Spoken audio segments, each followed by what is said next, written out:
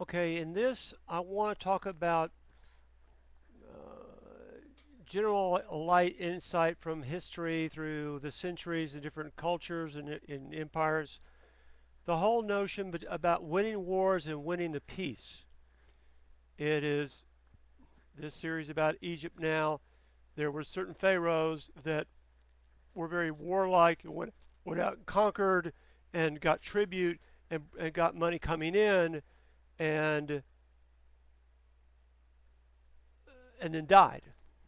Often they were old or they died in war or something like that. Um, Few individuals ever both overcame a whole lot and built a whole lot.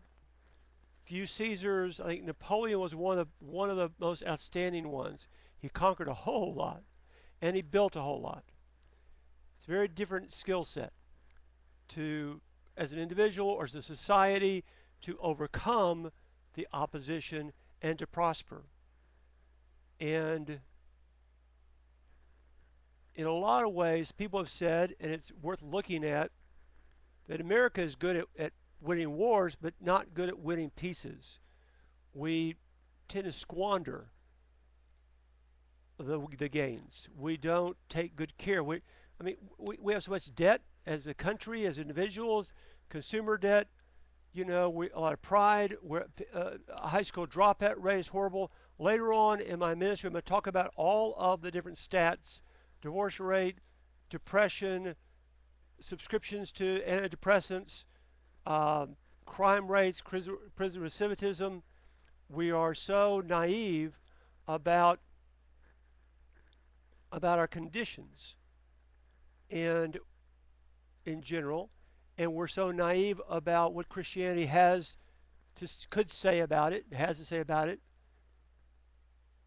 And I know it could because, again, if you pay attention to testimonies, which is, again, a lot of videos are about not just biographies, but within the biography, the Christian biography, is a testimony of how God changed things, how God showed up and reformed an alcoholic or a person that had been a criminal and came to serve Christ. Changed life. Story of a changed life. Maybe that's all I got to say. Win the war and win the peace. Let's say in Afghanistan, knock out all the baddies. Now what? Well, we're not good at building countries.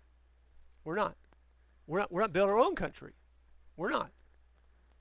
We're not. But no, because we're not taking care of small businesses. We're not. We're giving tax breaks to big corporations. What is that? They can afford to pay more, so we pay less taxes. We give them kickbacks, which might as well be. I mean, we're so messed up.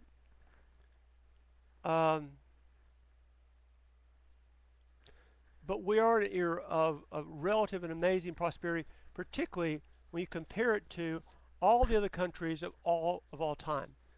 To have all this food and all this air conditioning, and all this technology, to have to be at peace and not be worried about fire, flood, or famine, or thieves, or coup d'états, happening.